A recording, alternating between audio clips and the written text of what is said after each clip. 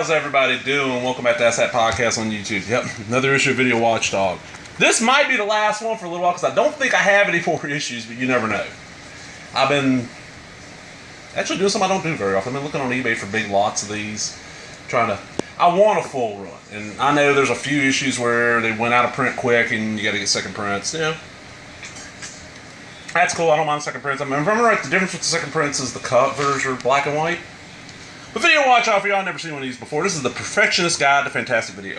Basically what this was is if you're into non-mainstream cinema and television and cartoons and all this shit, this told you what, back in the day, what VHS copies to track down that were fully uncut and had the best sound and all that, and then became Laserdisc, and then became DVD, and then became Blu-ray, and I did not read it for about the last year, 2 years it came out, so they might even went to 4K, ultra high definition disc.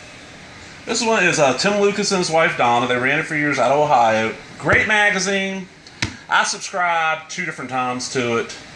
The second time, I kind of didn't enjoy it the second time because by then, internet, and because they went back to being bi-monthly, like 6 issues a year, sometimes they'd be reviewing stuff that by the time they reviewed it, I'd already seen it. Like I remember in one issue they were reviewing House of the Devil, and it was like 2 years after the movie had come out.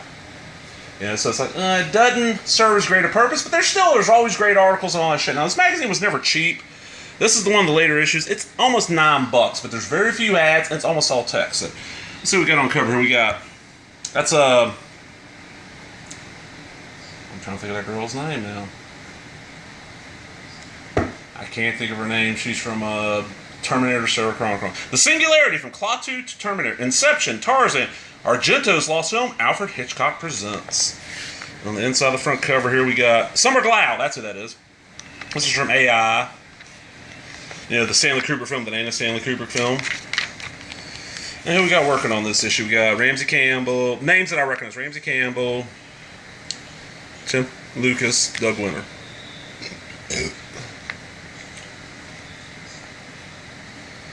Okay, I love this Watchdog art. This is when Tim's talking about how writer Deborah Coffin reported on the website Creative Cow that the three major manufacturers of 35mm motion picture cameras, Aden, Ari, and Panavision, have officially ceased to produce them and are devoting all their future manufacture to professional gauge digital video cameras. That's kind of sad, man. Disintegration footage found. Yes, for ages, Hammer fans have heard that the company will sometimes shoot alternate footage for Japanese versions of their horror movies, but no one could ever seem to trump these additional gruesome moments, and they were found in Japanese video releases. Corner report by Marcus Heron on the Hammer.com website. This now changing news is exciting indeed. After lengthy negotiations with the National Film Center Archive in Japan, it was discovered that they have an original 35mm print of Dracula, known as Horror Dracula over here in the States. Though the first 4 reels were destroyed in a fire, examinations of reels 5 through 8 revealed the Japanese version features extra footage during Dracula's attack on Mina and during the famous disintegration climax. In this portion, Christopher Lee had been forced into sunlight by Peter Cushing's Van Helsing, claws at his forehead and skin, claws in his forehead and face, peeling away burning skin in the process. Also an audible groan from Lee and additional reaction shot from Cushing. So hopefully they talk about including them on a future UK release. This is, let me see what year this is from. 2000, this is 9 years ago. I don't think it ever happened.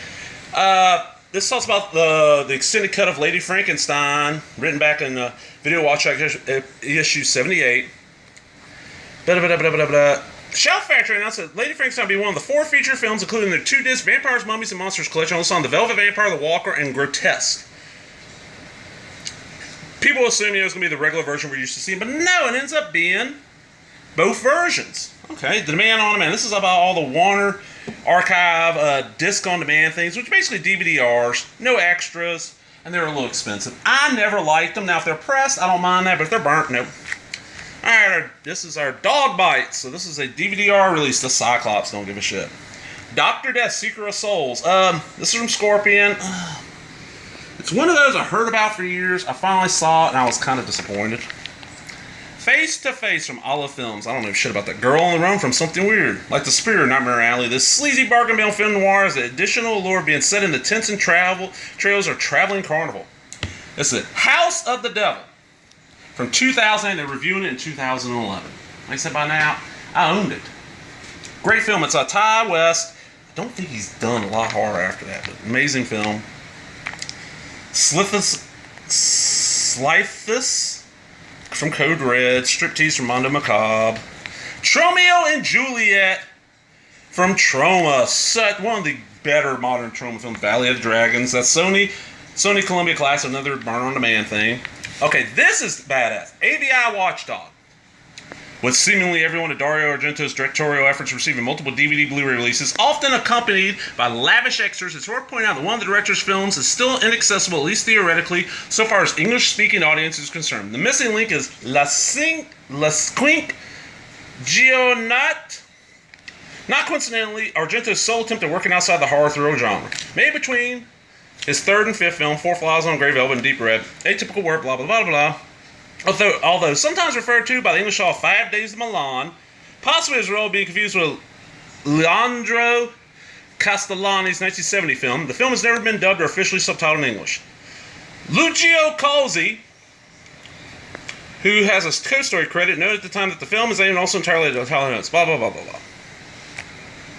What this is talking about is thanks to... Where is it? Argento's English-speaking admirers have previously been obliged to make do an extremely poorly cropped VHS transfer of the film, subtitled Video Search Miami DVDs released, DVDs released in Italy and Germany are frustrating lacking English subtitles are probably due to licensing problems. One of the trailers included on the Italian DVD, which can be found on YouTube, contains several alternate takes, notable different shots of rifles emerging from a barricade, blah, blah, blah, blah. Since the people who own this film clearly have no interest whatever in selling us an English subtitle copy, it's hardly surprising that English fan subtitles appeared online. These subtitles are timed to match the Italian transfer, which has a 25 frames per second running time of 160 minutes and 6 seconds, and preserve the director's meticulous 2-3-5-1 compositions are among the best amateur efforts I've come across, being superior to many professional efforts. Only spotted one error. Basically, what he's talking about how, in this day and age where everything, there's still stuff you have to get bootleg, and this is one. I love this little article. I've never seen the movie, though. Scouting the Singularity. In the Fox TV series Terminator: The Sarah Connor Chronicles, the heroes oppose the creation of Skynet, a computer system that would create the hostile cyborgs always poised to take over the world in the time-jumping Terminator franchise. The major exception of artificial intelligence turning evil, the awakening of Skynet, parallels scientific predictions of the Singularity. This grand term refers to a point at which humans create self-improving AI and the amazing benefits that will follow. Diseases cured, extinct species revived, people living for centuries. Believers expect the singularity before 2050. And some are on low-calorie diets in an effort to survive until then, and thus indefinitely. Such changes will suggest that survivors might no longer be Homo sapiens, but a successor species. This is a neat little article about that premise. Goes into all the details, and they talk about a bunch of films kind of deal with Colossus, Forbidden Project, I, Robot with Will Smith, Terminator, of course, Invasion of the Body Snatchers, Outer Limits, Demon with a Glass Hand episode. James Cameron, you know what that is, don't you? No, I'm not limited listed in here. Just a cool, it's not one of their better articles, honestly. This is one of the ones where, when I got it, it took me like a week or so to finally read this one and actually enjoy it, that article. And it's a long one, too. The Day the Earth Stood Still remake with Keanu Reeves. Then we got the DVD Spotlight. This is Alfred Hitchcock Presents Seasons 1, 2, 3, and 4. And man, I have Season 1. And got $40. I didn't pay near that much for it. Alfred Hitchcock is one of those shows where the original run I didn't see a lot of until in the 90s. Cable wasn't available where I grew up at. I lived in a very, very rural area, and out there in that area there was one of the major churches that a good percentage of people living out there went to. They didn't believe in owning TVs. Like, you didn't own a TV. You couldn't have an antenna. That was the devil's pitchfork, allowing the devil into your house. What they did instead is they had monitors that were hooked into VCRs so they could control what their kids watch. But then the deacon of the church, his daughter, who was like 8 at the time, she had a brother about my age. I was probably about 6, 8. Somebody, we watched Pretty Woman this weekend. Okay, you're not allowed to have TV with your dad showing you a movie about a hooker. And I also busted that deacon and the head of the church and somebody else at a video store 2 towns over. Renting porn. I went in there and what it was, there was a chain video store back in the day. It was called Homeport Video. They had a store out where I lived in Fort Lake. They had a store in Pascagoula. They had a store in Gaucher. I think the one in Gaucher was the original. Don't matter. I went to the one out where I lived. Like, hey, do y'all have? And I can't even remember what the movie was. And they're like, no, but let me check the inventory. Oh, Stanley, the guy that runs it, because his dad ran the one out by me, has it at his store in Gaucher. I was like, all right, cool. By the time I get over there, it'll be closed. Could you call him, tell him, hey, hold it for me. I'll come by in the morning and pick it up. Oh, yeah, not a problem. Now, Gaucher was good. We took the highway, which you kind of had to take. You couldn't take the interstate to get to this place. It was quicker to take the highway. It's about 20-minute trips, a little ways away. I get up the next morning. I don't have to work. I get in my car, and I drive over to Gaucher, and I go in the video store. And I see Stanley, and I've known Stanley. I know him as Bo.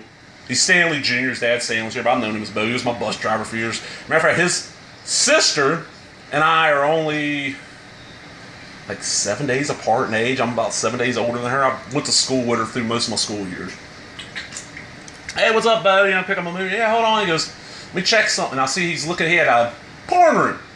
His Pascagoula store, his Gaucher store had porn room. The one out by me didn't, of course. He has porn room, and he had cameras. He was smart. He had cameras back in the porn room. He's like, let me keep an eye on these guys. I'm all right, cool.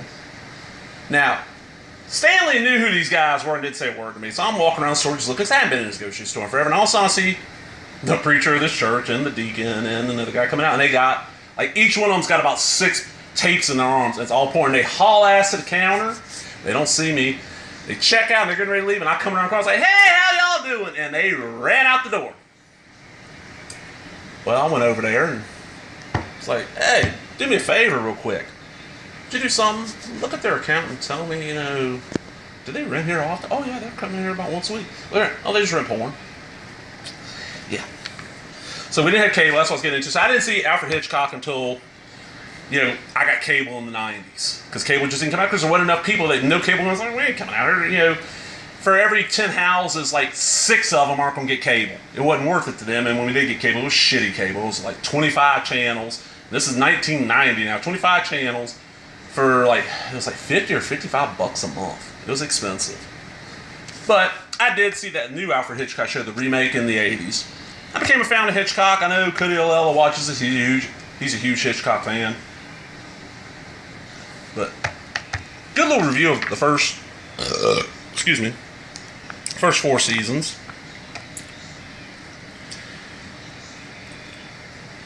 And he talks about how editors, they talk about how, seasons past season 4 at the time of this were not out. But he says, on the bright side, all seasons of both Alfred Hitchcock Presents and the Alfred Hitchcock Hour, which is the last season, are currently available for free viewing with limited commercial interrupted on Hulu. And 360p at no cost. Hulu's companion service, Hulu Plus, makes the same content downloadable to your television and mobile device for a monthly fee of $7.99. Damn. Hulu went down in price? I pay $6 a month for Hulu. Which also opens vaults a truly mind-boggling number of movies and episodic TV shows than you may know are available. We get our DVD, Battle Beyond the Stars. Basically, Corman was like, hey, Star Wars is big. I'm going to make my own version of Star Wars. And it's really fucking cool. And at one time, because I'm wanting to say, is this the one with... Yeah. This is the one that at one time had the record for most, model, the biggest model black blue screen space fight ever. And some of this shit was reused in Babylon 5 years later. And this came out in 80. Alright? There's John Boy Walton. And God, what is her name? Oh, that ain't who I thought that was. Bloodbath! This is the 66 film. Yeah, ain't good. Evening Primrose. It's Anthony Perkins, but the Exterminator and Vigilante come from Synapse and Blue Underground. Vigilante is but what the fuck is his name? William Lustig film. They're okay, nothing special, honestly. The Fernando Arabala collection. I don't know shit about that. That image is badass, though. Halloween 2, 30th Anniversary Edition. Now, most people out there know I'm not the biggest Halloween franchise fan. I enjoy them. But, honestly, I don't really like the second one. The first one I liked because it was not that gory. It felt like an American Giallo.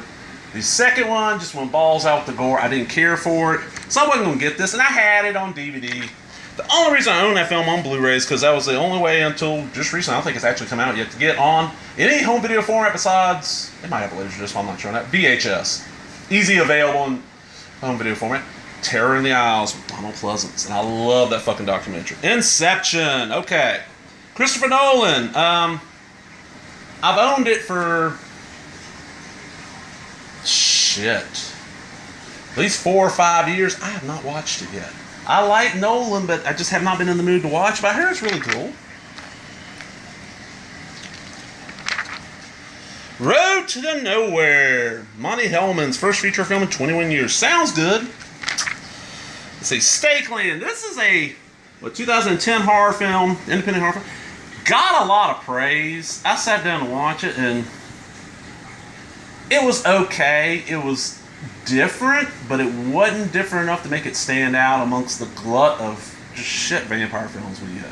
I'm not the biggest vampire guy. Part of that is just, there's so many shitty films. Another part of that is I had some friends back in the day, back in the early to late 90s, I hung around fairly often. Well, early to mid 90s, hung around often, and they were just all about vampire movies. All about vampire movies. So I saw every shitty vampire movie. And it just kind of burnt me out on the thing. I mean, I've seen Lost Boys more times than I can count. I've seen Interview with a Vampire, Interview with the Vampire. I don't remember the actual title. It's like way too many times. They're okay films. Lost Boys is the better film of the two. But if I'm watching an 80s vampire film, I'm watching fucking, motherfucker,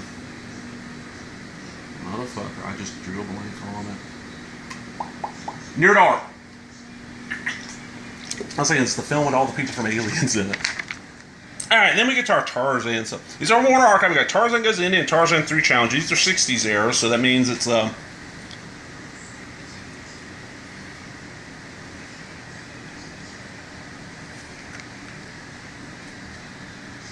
Jock Mahoney as Tarzan. I need to watch these.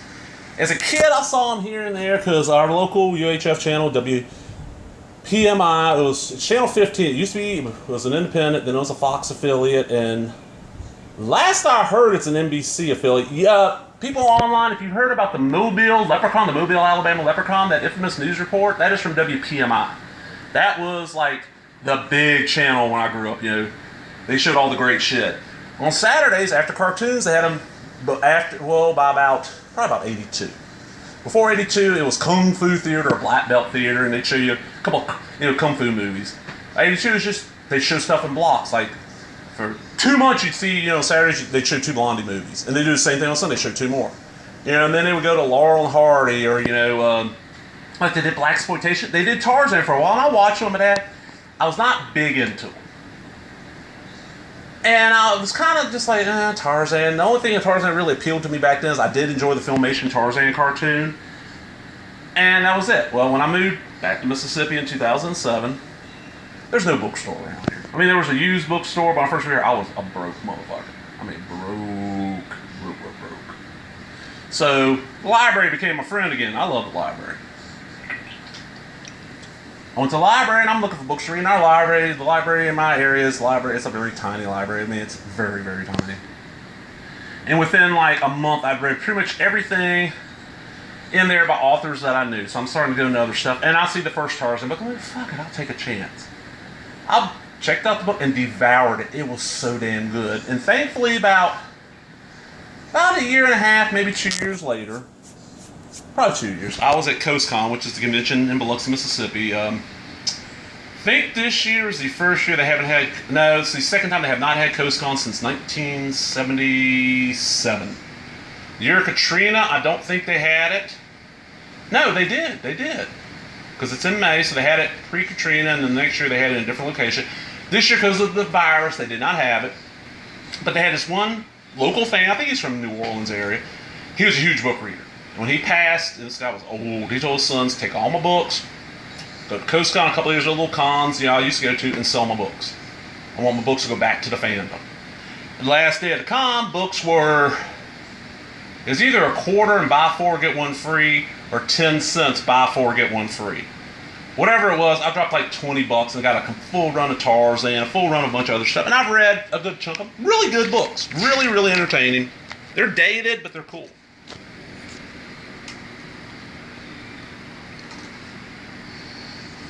Hopefully that ain't too dark. That's too dark. Ramsey Campbell's Ramblings. This is The Hamiltons, which is a film about a family of vampires. It was part of the After Dark Horror Fest here in the States. Really cool little movie I never heard anybody talking about, and there is a sequel. Audio Watchdog, where they take movie soundtracks and talk about them. I'm not the biggest movie soundtrack person. Probably the only soundtracks or scores I actually really enjoy is I like Angelo Badalamenti's Twin Peaks stuff. I have those, but like most of the time I have a movie soundtrack. It's a movie soundtrack. It's the actual songs. It's not the score. I'm just not big into it. Biblio Watchdog, Cinema Italiano, the complete guide from classics to cult. This is a Ib Taurus release. Ooh. $75 for hardcover, $18 for a softcover, only 300-something pages. Sounds interesting. It's about Italian cult cinema, you know, the cannibal movies and all the Mad Max ripoffs and all that stuff. Horror Zone, the cultural experience of contemporary horror cinema. Another same company. And it's only a softcover, and it's 51.5 pounds. That works out to be what? Like $60? Maybe around. What I don't get is it's 324 pages, so it ain't much bigger than this one. It's a lot more. 60 Shakas, a critical filmography of horror cinema, 1960 through 1969. This is a McFarlane Company book, so you know it's going to be expensive. It's a little bit over 500 pages, and it's $60. The McFarlane stuff is really well done, and it's actually real collectibles. They don't make a lot. A lot of them are mostly made for like reference libraries, and some of these are out of print and going for a fortune. Then we got the letterbox, where it's just letters people wrote in. This is from Tom Weaver. He's talking about Kim Newman talking about a bunch of films.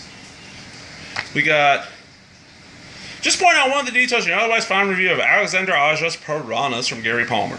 You say the film was photographed in bright, high definition by John R. Leonetti. In fact, it was shot in 2D, 35mm anamorphic Panavision and converted to 3D in post. Unlike a number of other 2D to 3D conversions, this one was designed for 3 dimensions from the outset, with careful attention to how each shot would look in the final release print. A small detail perhaps, but Video Watchdog was built on such things, so I figured I'd throw in a line there. If you'd like to see an up-to-date listing of 3D feature films from the first in 1922 to those planned for 2012 and beyond, with the technical details for the 3D process used in each film, take a look at my own online filmography at the3drevolution.com under 3D lists. Everything from House of Wax to Cave of Forgotten Dreams, by the way of The Big Tits Dragon and Sexy Fuck. Yes, those are real 3D movies.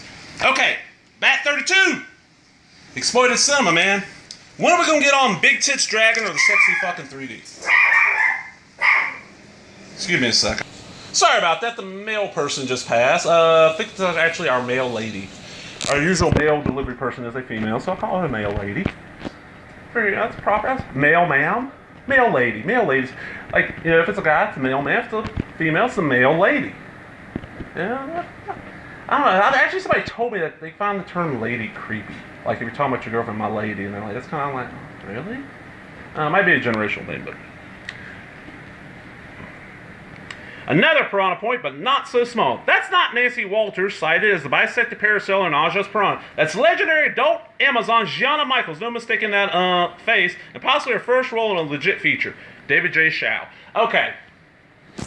There's a scene, yeah, y'all seen the Piranha, that's the second time they've remade Piranha. So Alexander Aja one for a few years ago. There's a topless parasailer, and she goes in the water and Piranha's eating her, and she got some big-ass rustices. That's adult, now retired adult film star Gianna Michaels, who's known for having these gigantic natural breastises. I thought your readers might like to know there appears to be a transfer flaw with Criterion's new release of Roman Polanski's cul-de-sac, which causes the upper portion of the frame to appear several shades darker than the lower portion. This is especially noticeable during exterior shots set against the sky and is most distracting, at least to this viewer, during camera pans. Perhaps a problem occurred during the telecine grayscale grading stage. In any event, it did not appear on any of the earlier Anchor Bay UK releases, and are certainly not the fault of Gilbert Taylor's carefully shaded cinematography. Since the new release evidently carries Mr. Polanski's seal of approval, let's hope that Criterion will correct this relatively minor but nonetheless noticeable problem in future pressing. That's the kind of stuff you would find. That's Bill Powell. You find on these letters, like I remember in one of these, they revealed that at one time, and I've never found anybody with a copy of this, Cinemax, I'll say it's in the 90s, aired Texas Chainsaw Massacre, the original, the 74 one, and there's a few scenes I've never been seen where, like, when Leatherface is chainsawing Franklin, You see blood splash on his Leatherface face. You see him lick his lips. And there's a few little, like, it amounted to, like, seconds that were in there. Stuff like that, or like, this is the first place I remember reading about how, when the VHS releases in the late 90s and the DVDs from Anchor Bay of Evil Dead, Sam Raimi went back in and changed a few little things. Stuff like that. That's the kind of stuff you found. I mean, very, very thorough. The only reliable film magazine in the world by Quentin Tarantino, and then we got Almost Naked Reader. And then we go, The Matrix on the back. But man, Video Watchdog. I love this damn magazine. If anybody out there watching this has issues, first thing, do me a favor. If you have them, don't want them, go up. You're on YouTube. Look at the top where it says, videos, playlists, channels.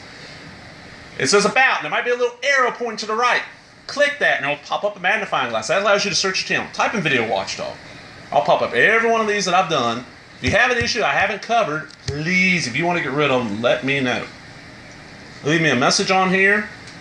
Or, hopefully by the time this goes up, I'll have my laptop up and running, so you can contact me at asshatpodcast@gmail.com. I'll pay you a decent price for the issues. I don't want to pay more than about $5 or $6 an issue. Plus, a couple, $2 for shipping. I might even give you $3 for shipping, give you a little extra, because I really want a full run of these magazines. This is, like I said, my favorite genre mag ever. Back in the day, Fangoria was that for me, and then boom, I discovered Video Watchdog and became it. Well, I'm gonna go because I've been going almost 30 minutes here, and y'all have had enough of me ranting and raving and just rambling, because I'm a rambling man. Talk to everybody later. Remember, if you enjoyed the video, give me that thumbs up. Don't chew your nails as bad as I do. Look at that. Look at my nail. Look at my thumbnail, man. That's horrible. Leave a comment. For comments, any of the films or TV shows mentioned here, did you get any information on them?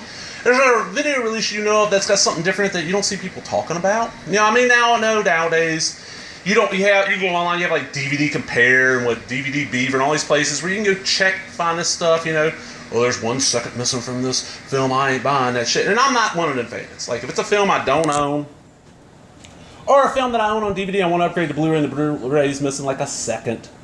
Or it's got a shot that in the work print, but it ain't on that. That's cool. I can deal with that. Kind of like how I remember people when that Anchor Bay release of Sleepaway Camp came out, people were boycotting, it's missing some scenes. Guess what? I just wanted the motherfucking movie on DVD. Yes, I know it's missing scenes. I had a VHS rip for those scenes. And now we got that really nice Blu-ray, from Screen Factory that's out of print. That sucks. I love Sleepaway Camp.